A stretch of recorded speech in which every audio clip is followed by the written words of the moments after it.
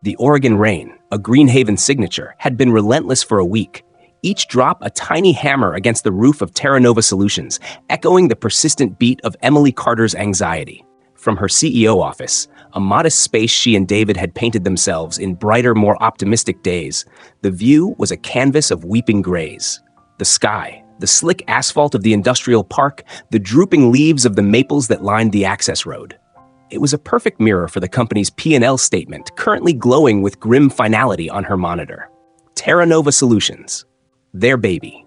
Born from David's genius in solar energy storage and her own relentless drive to build something meaningful, something that could nudge the world towards a greener future. For 5 years, it had been their sun, their moon, their every waking thought. Now it felt like a dying star, collapsing under its own weight. The latest blow had come 3 days prior. Keystone Ventures, their principal investor, had pulled out, citing market volatility and reevaluation of risk portfolios. It was a polite, corporate way of saying they'd lost faith, likely spooked by HelioCorp's increasingly aggressive and underhanded campaign to discredit Terra Nova's innovative battery technology. HelioCorp, the Goliath to their David, was a behemoth of old guard energy, and Terra Nova was a gnat they were determined to swat. Emily closed her eyes, the numbers swimming behind her eyelids. Payroll was due in 2 weeks. Severance packages, if it came to that, she couldn't even compute it. 32 employees, many of whom had taken pay cuts to join their vision, trusted them, trusted her. The Craftsman house in their pleasant Greenhaven neighborhood, with its carefully tended garden and the mortgage that felt like a millstone, flashed in her mind. It was all interconnected, a fragile ecosystem of dreams and obligations. David, her anchor, her brilliant, sometimes infuriatingly optimistic husband. He was down in the lab, probably lost in the intricate dance of polymers and electrolytes, still believing, truly believing, that one more breakthrough, one more refinement would save them. He didn't know the full, terrifying extent of their freefall. She'd shielded him, wanting to protect his creative spark from the grubby realities of finance. Now that shielding felt like a lid blanket, suffocating her. How could she tell him they were likely weeks, maybe days, from total implosion? That their dream was about to become a nightmare of debt and failure? A knock, soft but insistent, pulled her from the mire. It was Sarah, their young, usually cheerful office manager, her face pale. "Emily, Mr. Henderson from accounting needs to see you. He says it's urgent." Urgent. The word had become the soundtrack to her life. Later that evening, the rain had momentarily paused, leaving behind a world that glistened under the streetlights, deceptively beautiful. Emily drove home, the damp chill seeping into her bones. The conversation with Henderson had been brutal. He'd laid out the figures with grim precision. They needed a miracle, a massive cash infusion, or they were finished. She parked in the driveway, staring at the warm glow emanating from their living room window. David was in there, probably making dinner, a domestic ritual he cherished. The scent of garlic and herbs usually comforted her, but tonight it felt like an accusation. How could she walk in there, smile, and pretend everything was manageable? The weight of it all pressed down on her.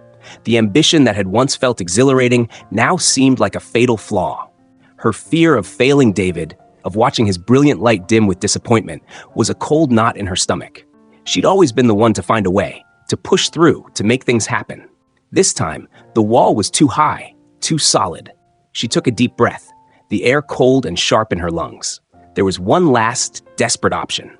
A long shot. A name whispered in certain circles with a mixture of awe and fear. Julian Vance. Vance Capital. He was known for bold, sometimes predatory, investments in disruptive tech. He was also known for his eccentricities. Emily had a contact, a tenuous link from a networking event years ago, who had hinted Vance might be looking at sustainable energy. It was a Hail Mary. A prayer offered to a deity she wasn't sure she believed in.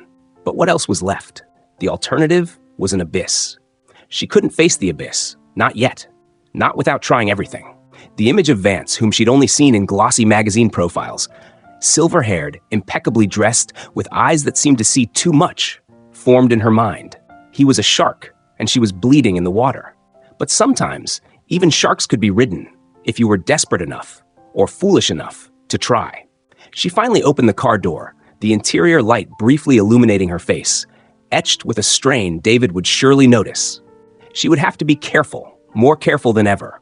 She would have to keep this particular desperation, this one last gamble, entirely to herself. For David's sake, she told herself, to protect him until she had a solution.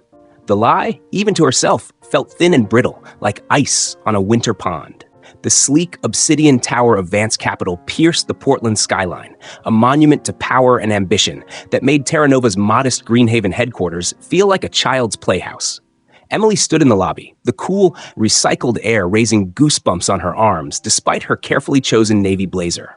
The silence here was different from the quiet of their lab. It was heavy, expensive, laden with unspoken deals and consequences. Each footstep on the polished marble echoed, amplifying her solitude. Her contact, a nervous junior associate named Ben, had managed to secure her a meeting. "Mr. Vance is intrigued by your company's profile," he'd said, his voice hushed as if speaking of a capricious god. "But he has a very tight schedule." Now, waiting in an anteroom that felt more like a modern art gallery, stark white walls, a single challenging sculpture, chairs that were more form than function, Emily clutched her presentation case. Inside was Terra Nova's soul, David's elegant designs, their promising test results, their 5-year projections, now laughably optimistic. She had rehearsed her pitch 100 times, honing it, stripping it down to its most compelling core. The door opened, not with a sound, but with a whisper of air. Julian Vance stood there. He was exactly as the photos depicted, yet more formidable in person. Late 50s, lean, with a mane of perfectly coiffed silver hair and eyes the color of a stormy sea. Intelligent, appraising, and utterly unreadable. His suit was bespoke, his smile a carefully calibrated curve that didn't quite reach his eyes. "Miss Carter," he said, his voice smooth, resonant. "Julian Vance, please come in." His office was panoramic, a corner suite offering a god's eye view of Portland, the Willamette River snaking below. No personal photos, no clutter. Just power distilled into glass, steel, and expensive art. He gestured to a leather chair, then took his own behind a vast, empty mahogany desk. "Terra Nova Solutions," he began, his fingers steepled.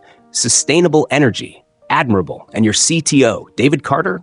Your husband, I believe. Some very innovative patents under his name." Emily's heart gave a small lurch. He'd done his homework. "Yes, David is the heart of our technology. We believe we're on the cusp of something truly transformative." She launched into her pitch, her voice steadier than she felt. She spoke of their unique battery chemistry, its efficiency, its reduced environmental impact, the market gap it could fill. Vance listened, motionless, his gaze unwavering. It was like presenting to a sphinx. He asked few questions, but they were incisive, cutting through jargon to the core of their vulnerabilities. Their burn rate, their manufacturing scale-up plan, the Heliocorp aggression. When she finished, silence descended again, thick and expectant. Emily's palms were damp. Vance leaned back. "Your technology has merit, Miss Carter. Significant merit.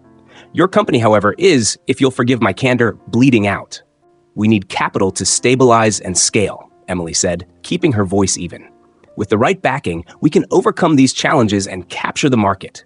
"Perhaps," Vance mused, his eyes flicking towards the rain-streaked window, then back to her. "I am considering an investment, a substantial one, enough to silence your creditors, accelerate your production, and even give Heliocorp a genuine fight." A surge of adrenaline, of hope so potent it was almost painful, shot through Emily. This was it. This could be it. "Mr. Vance, that would be transformative." "Indeed." He paused, a slight, almost imperceptible smile playing on his lips. "However, my investments are rarely conventional. I require a certain alignment of interests, a personal commitment from the leaders I back." Emily's breath caught. Here it came. The eccentricity. "What kind of commitment are you referring to, Mr. Vance?" He rose slowly, walking to the window, his back to her for a moment. The city lights were beginning to blur in the early evening mist. "I am a patron of innovation, Miss Carter. I enjoy being associated with dynamic, forward-thinking individuals. It enhances my public profile, and frankly, it provides a degree of intellectual stimulation I find refreshing." He turned back, his expression benign, almost avuncular. "My proposal is this. Vance Capital will inject $10 million into Terra Nova Solutions. In return, alongside the standard equity arrangements, there will be a separate private agreement, a personal companionship agreement, let's call it, for a period of 1 year." Emily stared, her mind struggling to process. "Companionship? Platonic, of course," he clarified smoothly, as if anticipating her alarm. "You would accompany me to various social and business engagements, Charity galas, industry conferences, perhaps a weekend at my Aspen retreat, or a trip to a technology summit in Zurich. You would be my guest, my associate. Intelligent conversation, a sophisticated presence. Think of it as an extended, high-level networking opportunity for you and for me, the pleasure of your company, and the reflected glow of Terra Nova's ascendant star. Her stomach twisted. This wasn't just an eccentric request. It was something else. Something that felt deeply wrong, despite its carefully anodyne phrasing. Mr. Vance, I'm married. My focus is Terra Nova, and my husband is my partner in that, in everything. And he would remain so, Vance said, his tone soothing. This agreement is with you, Emily Carter, CEO. It is a business arrangement, discreet and professional. It does not impinge upon your marital commitments. In fact, by securing Terra Nova's future, are you not profoundly serving that partnership? His logic was insidious, a silken trap. He was offering her the world, their world, Terra Nova's survival, on a platter, with this one, deeply uncomfortable string attached. The explicit mention of platonic was a careful disarming tactic, designed to make her objections seem prudish or unreasonable. Why me specifically? She asked, her voice barely a whisper. You are articulate, intelligent, presentable. You are the face of Terra Nova. And, he added, a glint in his eye, I sense a certain resilience in you, Miss Carter. A willingness to do what is necessary. He slid a sleek, leather-bound folder across the desk. The full investment proposal and the draft of the ancillary agreement. Take your time. Read it carefully. Consult your legal counsel if you wish, though the nature of the second document lends itself to utmost discretion. Wouldn't you agree? The unspoken threat hung in the air. Involve others, and the deal might vanish. The drive back to Greenhaven was a blur. The folder sat on the passenger seat, radiating a malevolent energy. At home, David was in the kitchen, humming along to an old blues track, stirring a pot of chili. The domestic normalcy of it, the scent of spices, his easy smile when he saw her was like a physical blow. Rough day? He asked, perceptive as ever to the subtle shifts in her mood. Long, she managed, forcing a smile. Productive, maybe. Too soon to tell. For the next 3 days, Emily lived in a fog of tormented indecision. She read the personal companionship agreement a dozen times. It was meticulously drafted, clinically precise. Attendance at events, behavioral expectations, poised, engaging, intellectually curious, confidentiality clauses thicker than a novel, and the explicit repeated assurance, this agreement does not require or imply any services of a romantic or sexual nature. It was designed to be psychologically coercive, not physically. It was about control, about making her a beautiful, intelligent accessory to his power. She imagined telling David, his face aghast, his idealism shattered.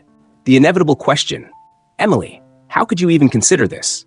The thought of his pain, his disillusionment, was unbearable. But so was the thought of Terra Nova crumbling, their dream turning to ash, their employees jobless, their home at risk. She felt trapped between two impossibilities. Vance's words echoed, by securing Terra Nova's future, are you not profoundly serving that partnership? It was a venomous rationalization, yet it burrowed deep. She could do this. She could endure it for a year. She could compartmentalize, perform. David would never have to know the true cost. He would only see Terra Nova saved. It was a sacrifice she could make, a burden she could carry alone. The alternative, confessing the company's imminent doom and her own inability to prevent it, felt like a far greater betrayal of the strong, capable woman David believed her to be. Her fear of his disappointment, of his seeing her as a failure, was a powerful, insidious force. On the 4th day, her face pale but resolute, Emily called Ben at Vance Capital. Tell Mr. Vance I accept his terms. The signing was a sterile affair in a lawyer's office in Portland, a place with no name on the door. Julian Vance was there, his smile unchanged. Emily's hand trembled as she signed the 2 documents. One that promised life to Terra Nova, the other that felt like it was chipping away at her soul. The first installment of Vance's investment arrived in Terra Nova's account within hours. It felt like blood money. The first few months were a whirlwind of cognitive dissonance. By day, Emily was the triumphant CEO, announcing new funding, reassuring her team, strategizing with David about Terra Nova's bright future. David was ecstatic, relieved, his inventive spark reignited. He threw himself into R&D, attributing the miracle solely to Emily's business acumen. He never asked for details about the investor, trusting her implicitly. His trust was a constant, dull ache in her chest. Then came the evenings and weekends dictated by the agreement. opulent charity galas where she sipped champagne and made small talk with Portland's elite, Vance a suave, proprietary presence at her side. Business dinners where he'd showcase her as his brilliant protege, encouraging her to speak about Terra Nova's innovations while he watched, an almost imperceptible smirk on his face. A trip to a tech conference in San Francisco, staying in suites that cost more per night than their mortgage payment. Vance was never overtly inappropriate. He was the perfect gentleman, his conversation witty, his manner impeccable. But his control was absolute. He'd suggest outfits, recommend topics of conversation, his eyes constantly appraising her performance. She felt like a meticulously crafted doll, wound up and set to play a part. The expensive clothes he insisted she acquire through a wardrobe allowance felt like a costume, alien against her skin. The lies to David became more frequent, more elaborate. Networking dinners, investor relations, board meetings for a board that didn't yet fully exist. Each lie was a small tear in the fabric of their intimacy. He was puzzled by her increasingly erratic schedule, her new, expensive clothes she claimed were part of the CEO image, her growing emotional remoteness. "You seem distant, Em," he said one rainy Sunday morning as she was getting ready for a charity brunch with Vance. He stood in the bedroom doorway, his brow furrowed with a concern that pricked her conscience. "Are you okay? Is this new funding? Is it more pressure than you're letting on?" "I'm fine, David. Just busy," she said, her voice brighter than she felt, avoiding his gaze as she fastened an elegant pearl earring, a gift from Vance. "This is what success looks like, I guess. Lots of schmoozing." His eyes held a flicker of hurt, of incomprehension. "It doesn't feel like you." The chasm between them was widening, and Emily, trapped in her gilded cage, could only watch it happen, the secret a suffocating weight on her heart. The rain outside seemed to weep for her, for them, for the dream that was being saved at such a terrible, hidden cost. The autumn rains returned to Greenhaven with a vengeance, mirroring the storm brewing within the Carter household. 6 months into the agreement, Emily was a phantom of her former self. She moved through her days with a brittle efficiency, the strain etched around her eyes, a permanent tightness in her jaw. Terra Nova was thriving, at least on paper.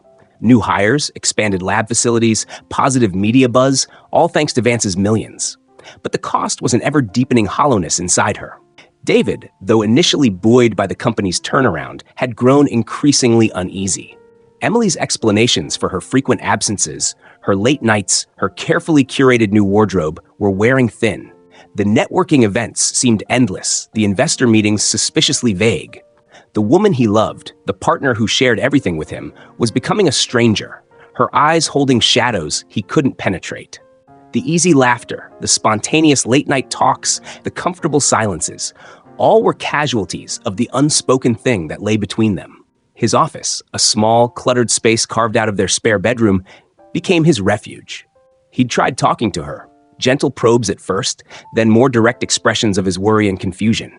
Each attempt was met with deflection, a strained reassurance, or a flash of uncharacteristic irritation that stung him.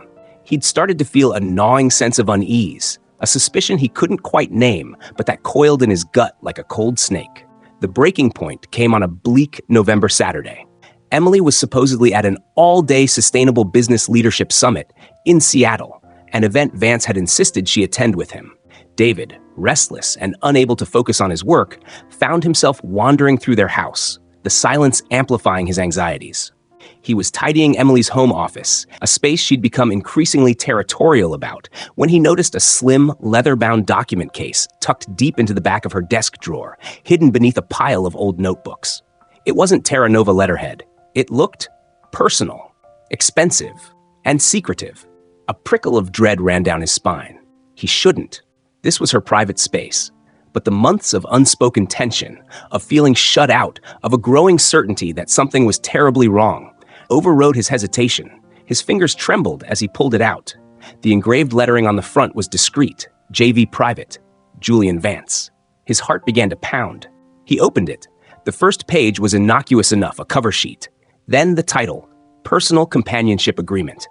David sank into Emily's chair, his legs suddenly weak. He read, and as he read, a cold, sickening dread seeped into him, chilling him to the bone. Clause after clause detailed Emily's obligations, her required attendance at events, the expectations of her demeanor, the strict confidentiality. and the explicit repeated, almost taunting reassurance that the arrangement was strictly platonic. That, somehow, made it worse. It wasn't a crude transactional affair. It was a sophisticated psychological manipulation. A purchase not of her body, but of her presence, her time, her very essence as his public accoutrement. The $10 million, the saved company. It was all built on this degradation. He saw Emily's signature at the bottom, a spidery scrawl that looked nothing like her usual confident hand, and beside it, Vance's bold, arrogant flourish. The room tilted. Betrayal, hot and sharp, pierced through him. Not just betrayal by Vance, that predatory vulture, but by Emily. His Emily. The woman he trusted above all others. How could she? How could she keep this from him? How could she agree to such a demeaning charade, sell pieces of herself, of them, even for their dream? The pain was a physical thing, constricting his chest, making it hard to breathe. Anger followed, a furious, helpless rage, and beneath it all, a profound, shattering sorrow. The sound of Emily's car in the driveway hours later was like a guillotine's descent. He sat in the darkened living room, the contract on the coffee table, a poisonous accusation in the dim light. She came in, looking tired but trying to muster a cheerful greeting. "David? You're sitting in the dark?" She flicked on a lamp, then saw his face. And then her eyes fell on the folder. All color drained from her face. The carefully constructed composure she wore like armor shattered, leaving her exposed, vulnerable. "David," she whispered, her voice hoarse. "Explain this," he said, his voice dangerously quiet, each word heavy with a grief that was rapidly solidifying into fury. "Explain him." And so, it all came out. The desperation, the fear of failure, the meetings with Vance, the terrible choice she'd made. She spoke in a low, broken voice, tears streaming down her face, not tears of self-pity, but of profound shame and regret. She told him she'd done it to save Terra Nova, to save him from the crushing weight of their impending ruin, to protect their dream. She'd thought she could bear the burden alone. "Protect me?" David finally exploded, the quiet menace giving way to a raw, wounded roar. "You thought this? This humiliation was protecting me? You made a deal with the devil, Emily, and you didn't even tell me. You let me celebrate. You let me believe in this lie. Our dream? This isn't our dream. This is a nightmare you bought and paid for with yourself." He gestured wildly at the contract. "A personal companionship agreement? Do you have any idea what this looks like?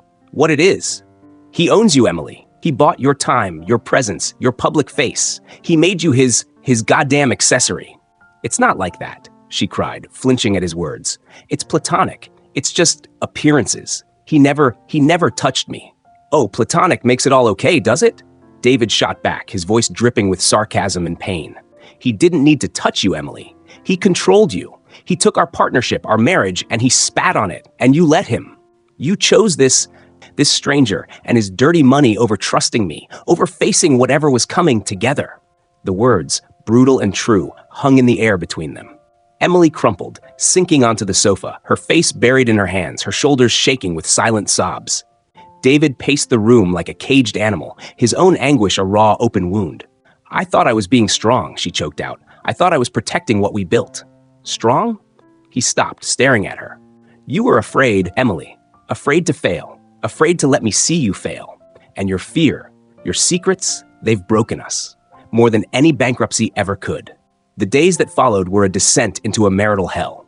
The house, once a sanctuary of shared dreams and easy intimacy, became a cold, hostile territory. They slept in separate rooms, the space between them an unbridgeable chasm of silence and unspoken accusations. When they did speak, it was in clipped, painful exchanges, or explosive arguments that left them both shattered and exhausted. David couldn't look at her without seeing Vance's shadow looming behind her. He felt a visceral revulsion, not just for Vance, but for the situation Emily had dragged them into. He imagined her at those galas, those dinners, smiling, playing her part, and a bitter acid churned in his stomach. His trust, once absolute, was in ruins. He questioned everything, their past, their present, their future. Emily was drowning in remorse. David's pain was a constant torment, a reflection of her own devastating choices. She understood his anger, his sense of betrayal. She felt it herself, a deep self-loathing. She had wanted to be the hero, the savior of their dream, but she had become the architect of their marital ruin. The success of Terra Nova, once her driving ambition, now felt like ashes in her mouth. The Pacific Northwest rain continued to fall, a monotonous dirge. The gray skies pressed down, mirroring the oppressive weight in their home. Sometimes, Emily would find David standing in the window, his expression bleak, lost.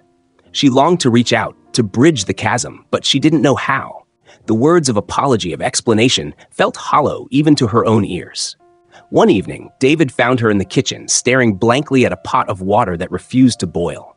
He stood in the doorway, his arms crossed, his face etched with weariness. "I don't know if I can get past this, Emily," he said, his voice flat, devoid of emotion. "I don't know if we can." His words, stark and brutal, were like a final nail in the coffin of what they once had. Emily closed her eyes, the fight draining out of her. Maybe he was right. Maybe some betrayals were too deep, some fractures too severe to mend. The dream of Terra Nova had cost her more than she could ever have imagined. It had cost her David. The chill between Emily and David deepened, settling into their Greenhaven home like a permanent winter. Days bled into weeks, each one a landscape of strained silences and averted gazes. Emily continued her charade with Vance, the public appearances now feeling like a grotesque parody of sophistication. Her smiles paper-thin, her spirit eroded. David retreated further into himself, his work at Terra Nova becoming a mechanical exercise, the joy and passion extinguished. The company, flourishing on Vance's tainted money, felt like a monument to their broken marriage. One particularly bleak evening, after a stilted dinner eaten in near silence, David found Emily sitting alone in their unlit sunroom, staring out at the relentless drizzle. The room, once filled with plants and laughter, now felt as cold and empty as the space between them. He hesitated, then walked in, an unspoken truce, or perhaps just exhaustion, prompting him to break the oppressive quiet. "He called today," Emily said, her voice toneless, not looking at him. "Vance? Vance? He wants me to accompany him to a sustainable finance forum in Geneva next month. All expenses paid, of course." Another jewel in his crown. The bitterness in her voice was palpable. David leaned against the doorframe, his expression unreadable in the dim light. For weeks, his anger and pain had been a burning inferno. But seeing her there, so utterly defeated, a flicker of something else stirred within him. A dull ache of empathy for the woman he had loved, the woman who was also a victim in this elaborate, cruel game. Vance hadn't just manipulated her. He had preyed on her fear, her ambition, her desperate desire to save what they had built. "You look exhausted," he said, the words softer than he intended. Emily finally turned, her eyes shadowed, her face pale. "I am. This whole thing, it's eating me alive, David. I know I messed up. I know I betrayed your trust, but living this lie, being his puppet, it's a different kind of hell." A long silence stretched between them, filled only by the drumming of rain on the glass. "He enjoys it, doesn't he?" David said, his voice low. "The control, watching you perform." Emily nodded, a single tear tracing a path down her cheek. "He's a sadist in his own way, a psychological one. He gets off on pulling the strings, on knowing he owns a piece of people's integrity." David pushed himself off the doorframe, walking slowly towards her. He stopped a few feet away, the chasm still present, but perhaps, just perhaps, a fragile thread was beginning to form across it. "I've been so angry," he admitted, his voice rough with emotion. "So hurt. I still am. But I also see what this has done to you. He set a trap, Emily, and you walked into it, trying to save us. You made the wrong choice, a terrible choice. But he's the monster here." Emily looked up, surprise flickering in her tear-filled eyes. It was the first time in weeks he hadn't looked at her with pure condemnation. "What he's done," David continued, a new, harder edge to his voice. "What he's made you do, what he's done to us. It's not just wrong, it's evil. In a quiet, corporate, soul-crushing way." He clenched his fists.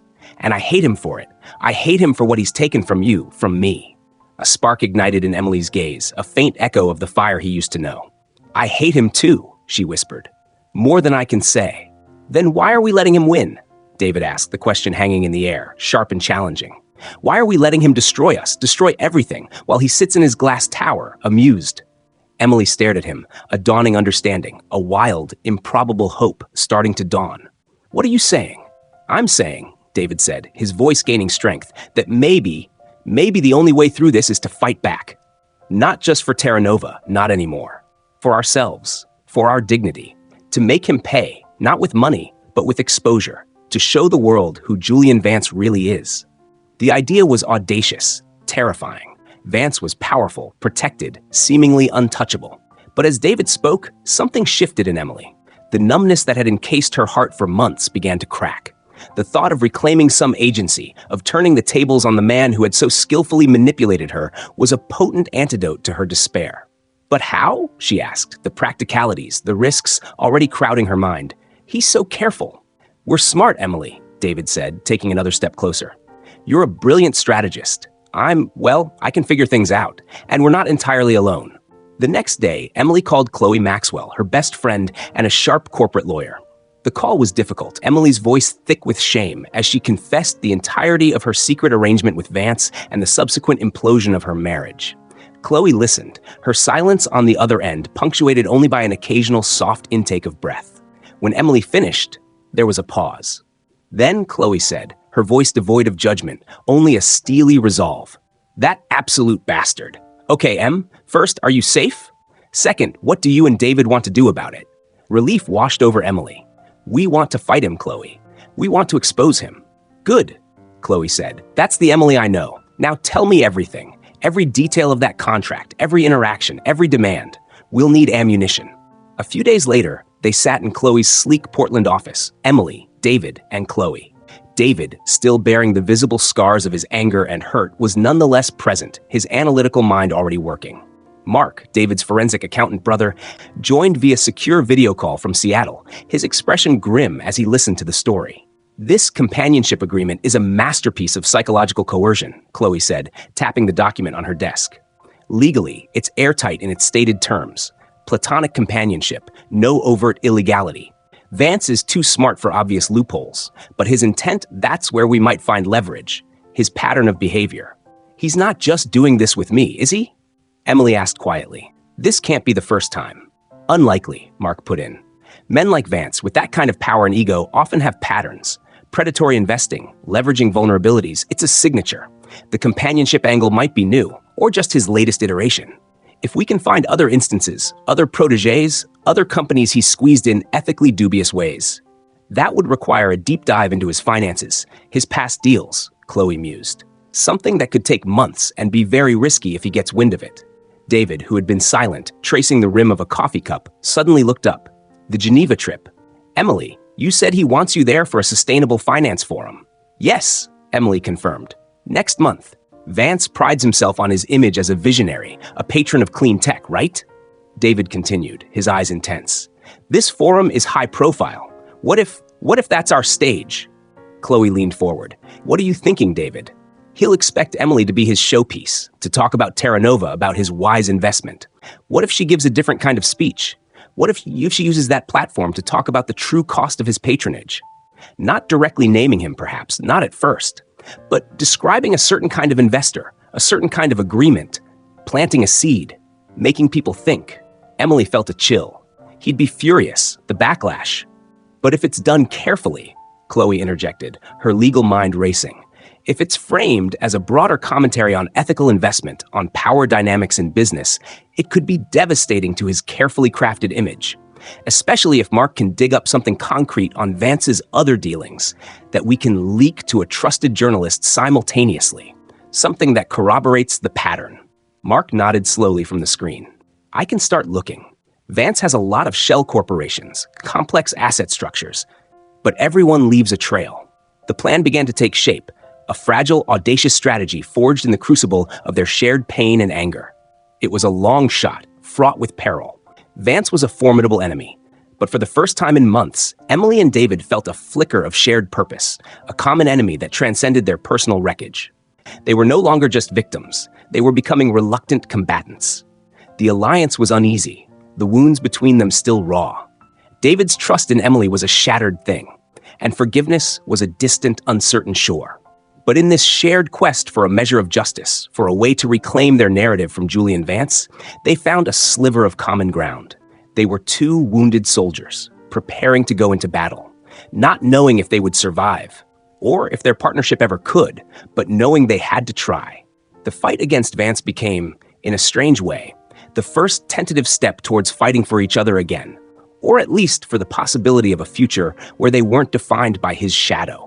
The weeks leading up to the Geneva Forum were a blur of clandestine activity and suppressed anxiety. While Emily maintained her public facade with Julian Vance, fulfilling the remaining obligations of their agreement with a veneer of detached professionalism. Her inner life was a maelstrom. Each smile, each polite nod in Vance's presence felt like a betrayal of the storm brewing beneath. She was walking a tightrope, the fear of discovery a constant companion. David, Chloe, and Mark worked tirelessly in the background. Mark, with his forensic accounting skills, delved into the labyrinth of Vance Capital's holdings. Searching for the skeletons Julian undoubtedly kept hidden.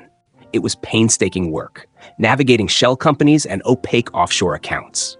Chloe, meanwhile, coached Emily on the legal nuances of her planned speech, ensuring it was impactful yet defensible, hinting rather than directly accusing, to avoid immediate slander lawsuits while still delivering a powerful message.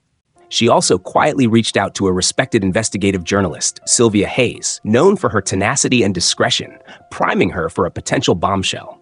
David became Emily's unlikely co-conspirator, his initial rage transmuting into a focused determination. They spent long evenings, huddled over Emily's speech, refining phrases, anticipating Vance's reactions. These working sessions were strained, the ghosts of betrayal and hurt still lingering in the room, yet an odd intimacy began to reemerge. The intimacy of a shared, high-stakes secret, a common enemy. They weren't healing, not yet, but they were functioning as a unit again, their intellectual synergy, once the bedrock of Terra Nova, now repurposed for this dangerous gambit. The plan was multi-pronged. Emily's speech at the Geneva Forum would be the public catalyst designed to create unease and raise questions about Vance's ethics among his peers. Simultaneously, if Mark found concrete evidence of other predatory practices, Sylvia Hayes would publish an exposé providing factual underpinnings to Emily's more allegorical critique. The goal was to create a pincer movement, attacking Vance's reputation from both a moral and a factual standpoint. The day before Emily was due to fly to Geneva, Mark called. "I think I have something," he said, his voice tight with controlled excitement. "It's not about another companionship agreement, but it's dirty." Vance strong-armed a smaller biotech firm into selling their key patent for pennies on the dollar by manufacturing a liquidity crisis for them. I have internal memos, whistleblower testimony, enough to show a clear pattern of predatory acquisition. It's not illegal on its face, but it's deeply unethical and shows how he operates. Chloe, listening in, nodded. "That's perfect, Mark. Send it all to Sylvia. The timing will be critical."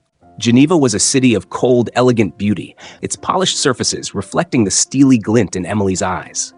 Vance, oblivious, was in his element, parading Emily as his star protégé, the brilliant CEO of his most promising sustainable investment. He seemed particularly pleased with himself, unaware of the abyss yawning at his feet. The forum was held in a grand hall overlooking Lake Geneva, the Alps a distant, indifferent backdrop. When it was Emily's turn to speak, her heart hammered against her ribs. Vance sat in the front row, a proprietary smile on his face. She looked out at the assembled titans of finance and industry, the power brokers of the global economy. Taking a deep breath, she began, not with the expected pæan to Terra Nova or Vance's visionary support, but with a story. "I want to talk about the true cost of innovation," she started, her voice clear and steady, amplified by the microphone. "Not just the financial investment, but the human capital, the dreams, the integrity that can sometimes be demanded as collateral." A subtle shift occurred in the room. Vance's smile faltered slightly. Emily continued, her words carefully chosen, painting a vivid picture of a brilliant, struggling company and a powerful investor who offered a lifeline, but at a hidden personal price. She spoke of agreements that extend beyond the boardroom, of patronage that subtly erodes autonomy, of the psychological toll on those who feel they have no choice but to comply. She never mentioned Vance by name, never specified Terra Nova, but her narrative was pointed, her implications clear to anyone who understood the subtle currencies of power. True partnership, she concluded, her gaze sweeping the room, fosters growth, not control. It empowers, it doesn't diminish. We must ask ourselves, as leaders, as investors, what kind of legacy are we building? One of genuine progress, or one built on the quiet compromises of those we profess to support? A stunned silence followed her speech, broken by a hesitant, then growing wave of applause. It wasn't rapturous, but it was thoughtful, intrigued. Vance's face was a mask of controlled fury, his eyes like chips of ice. He knew. He knew she was talking about him. As Emily stepped down from the podium, her phone buzzed. A text from Chloe. "Sylvia's article just dropped." Front page of Global Financial Chronicle online. It's spreading. The fallout was immediate and seismic. Sylvia Hayes' meticulously researched article on Vance's predatory acquisition of the biotech firm, complete with leaked documents and damning quotes, exploded across the financial newswires. Coupled with the unsettling ambiguity of Emily's speech, which was already being dissected and debated in conference corridors and on social media, it created a perfect storm. Whispers about Vance's methods, long suspected but never proven, began to surface more boldly. Vance confronted Emily in their hotel suite later that day, his usual suave demeanor gone, replaced by a cold reptilian rage. "What do you think you were doing, Miss Carter?" he hissed, his voice dangerously low. "That stunt in the hall? And this slanderous article?" Emily met his gaze, a newfound strength anchoring her. "I spoke the truth, Mr. Vance. Perhaps not all of it, but enough. People deserve to know the kind of man you are, the kind of deals you make. You are nothing without me," he seethed. "Terra Nova is nothing. I made you. You tried to own me," Emily corrected, her voice calm despite the adrenaline coursing through her. "And you failed. Terra Nova was built on David's brilliance and our team's hard work long before your tainted money came along. We will survive without you." Vance, for perhaps the first time in his professional life, looked genuinely shaken, his power momentarily checked. The public nature of the accusations, the confluence of Emily's veiled denunciation, and Hayes' factual exposé had caught him off guard. His reputation, so carefully curated, was unraveling. The journey back to Greenhaven was a blur of exhaustion and a strange, hollow victory. The news was filled with Vance's troubles. His investors were demanding answers. The SEC was rumored to be looking into the biotech deal. His carefully constructed empire was trembling. But for Emily and David, the victory was complex. Terra Nova's future was once again uncertain. Vance's funding would undoubtedly be pulled, his shares dumped. They had exposed a predator, reclaimed a measure of their dignity. But the path ahead was daunting. The emotional toll was immense. Emily felt drained, as if she'd run a marathon. The act of defiance had been empowering, but it had also dredged up all the pain and shame of the preceding months. David, while proud of her courage, still wrestled with the raw wound of her initial deceit.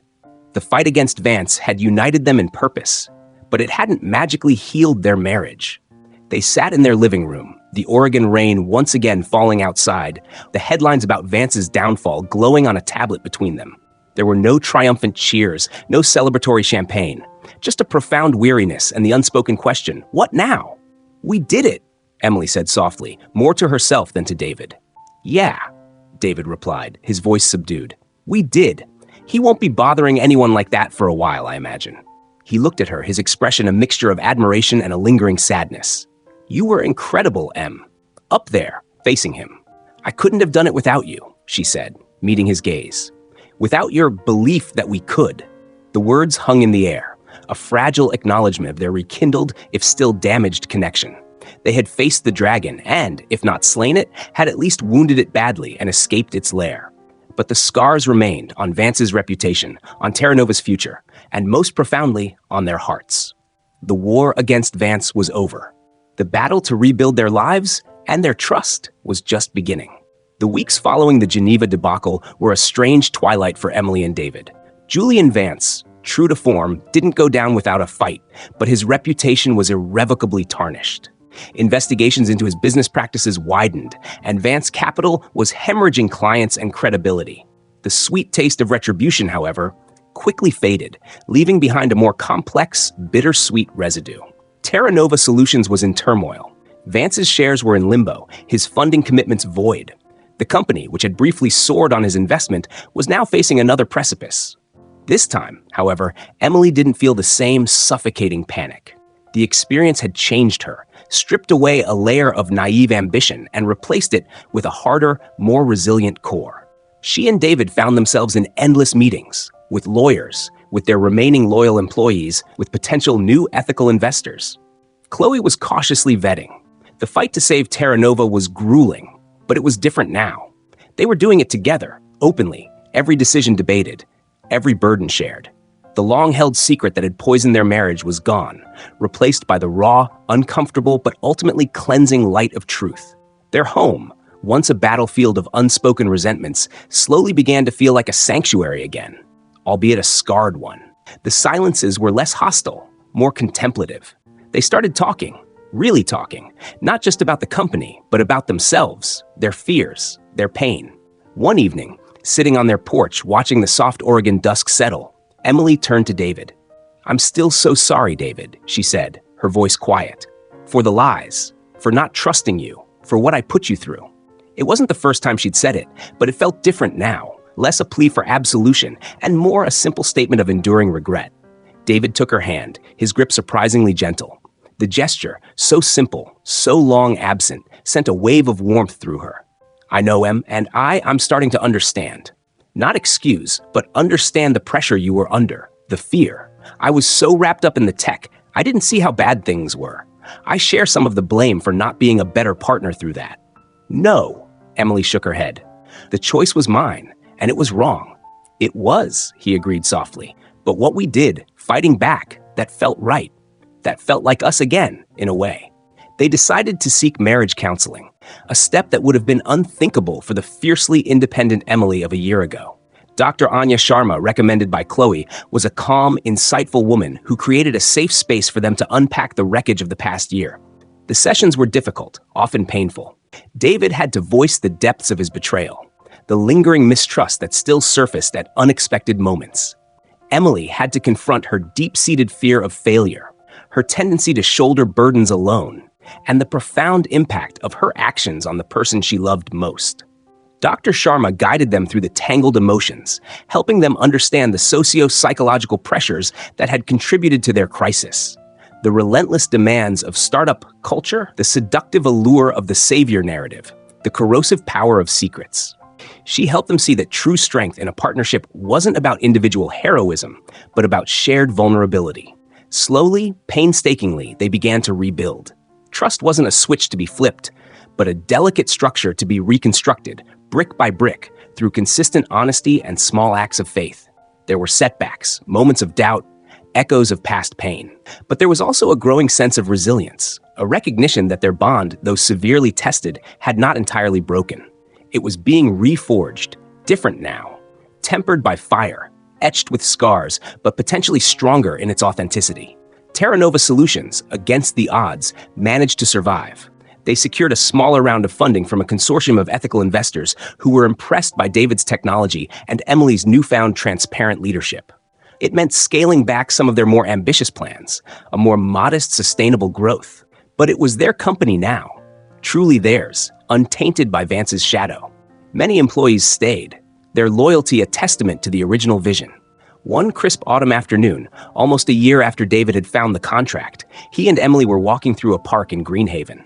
The leaves were turning vibrant shades of red and gold, the air sharp and clean. "You know," David said, kicking at a pile of fallen leaves, "for a while there, I thought Terra Nova was the most important thing, the dream we couldn't let die." Emily nodded, understanding. "Me too. I sacrificed too much for it." "But it's not," he continued, stopping to look at her. "It's just a company. A good one, I hope, one that does good things. But we are the important thing. What we have, or what we're trying to rebuild, that's the real dream." Emily's eyes welled up. "I almost destroyed that, David." "Almost," he conceded. "But you didn't. We didn't let it happen. And Vance, he thought he could buy anything, control anyone. But he couldn't control our choice to fight back, to find our way back to each other. The lessons had been brutal, etched into their souls." Emily learned the profound liberation of shared burdens, the illusion of solitary strength. She discovered that true courage wasn't about avoiding failure at all costs, but about facing it with integrity and asking for help. David learned about the complexities of pressure, the nuances of human frailty, and the strength required to forgive, not just the other person, but oneself for the pain endured. They both learned that success, if it came at the cost of one's soul or one's most cherished relationships, was no success at all. Their new equilibrium was not the untested bliss of their early marriage, but something more profound, more resilient. It was a peace hard won, built on the foundations of honesty, mutual respect, and a shared understanding of their imperfections and their strengths. As they walked on, the late afternoon sun filtered through the thinning canopy, casting long shadows. Emily slipped her arm through David's. The future was still uncertain, as all futures are. Terra Nova might soar, or it might struggle, but they would face it together. The oppressive Oregon rain, which had once seemed to symbolize their despair, now felt cleansing, a reminder that even after the fiercest storms, there was the promise of new growth, of a fresh start. They had found their way back, not to where they were before, but to a new place, a place of deeper understanding and a more authentic, shared strength. The romance was different now, not the fiery passion of youth, but the quiet, steady glow of a love that had been tested by darkness and had, against all odds, chosen to rekindle its light.